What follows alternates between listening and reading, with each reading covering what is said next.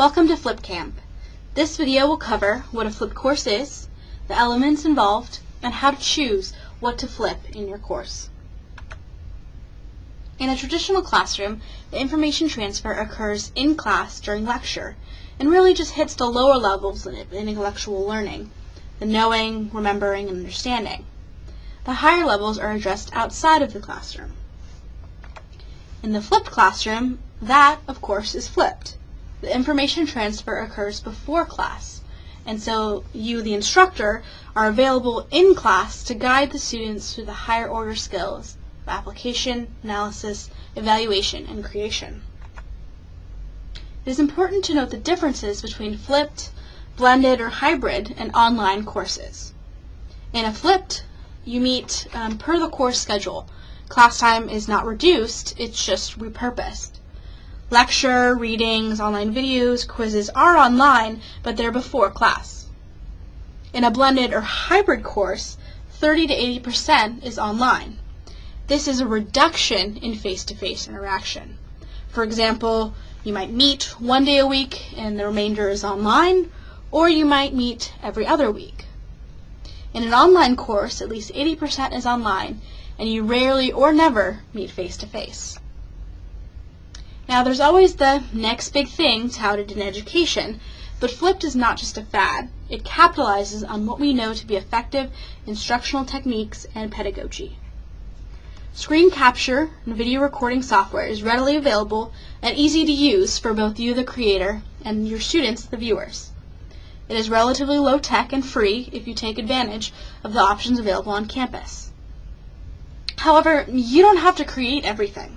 There are a number of high-quality open educational resources available for you to either reinforce or replace lectures. With a flipped class, students are in control of the content and materials. They can pause, go back, view, and review as often as they need to.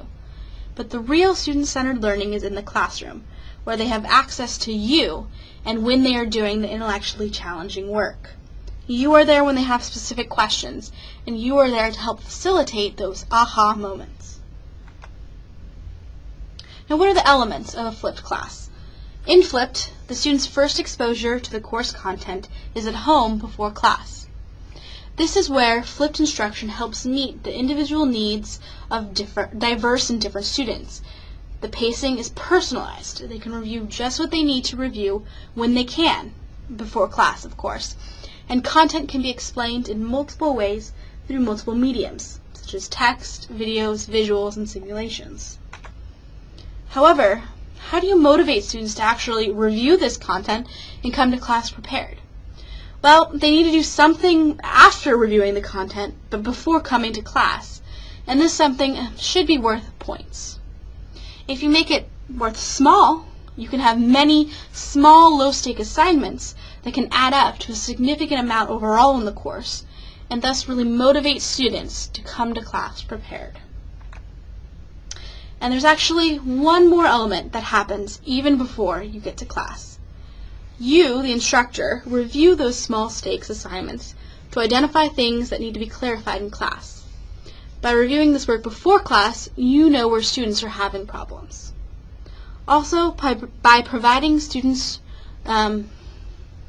the ability to self-assess, you allow them to see where they are struggling and what specific questions they need to bring to class. In class is where you can now focus on higher-level cognitive activities.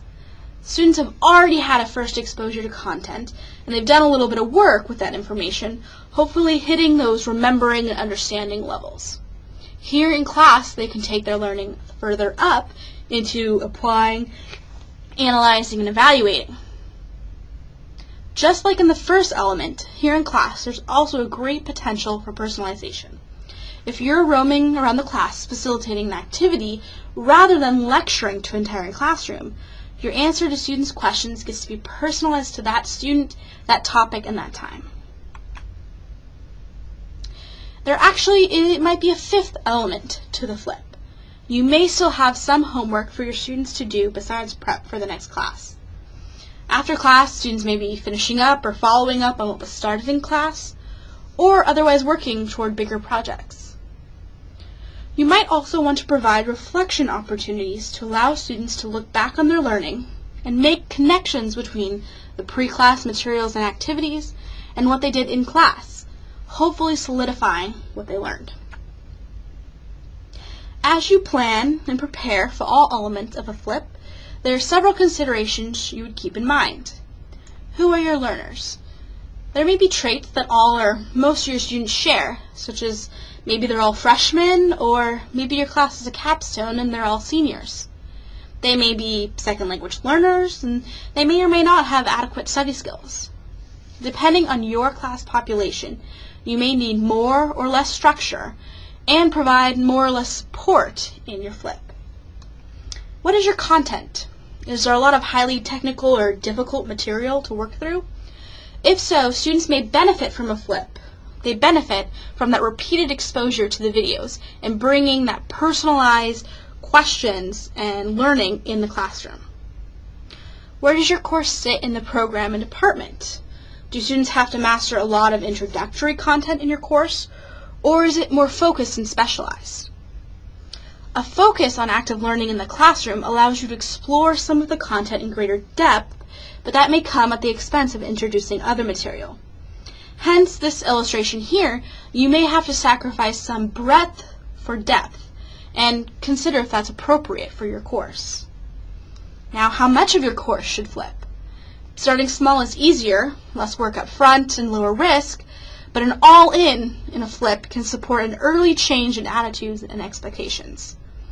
No matter how much you flip, students can feel uncomfortable about a flip, so anything you can do to help manage attitudes and expectations and minimize confusion and distraction is important.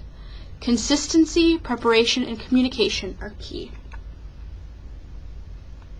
Now, keeping in mind your learners, your content, and the scope of your flip, how else can you narrow down what exactly to flip in your course? Well, you might want to look at the essential topics in your course, since you'll be spending a greater amount of time and going more in depth into these topics in the flip. Maybe there's some topics in your course that students often struggle with. Those might benefit from pulling the content online before class and really getting down to the personalized specific questions and working through that topic in class.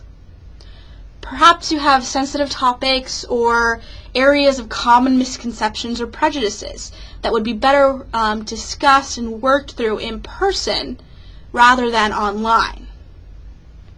Maybe you have case studies, personal situation, or complex examples that would be best worked through with you leading your students in class rather than on their own after class. This week will be helping you work through what to flip, what to include in your flip, including your resources and materials, and what activities and assessments might work best for you. Thank you for watching.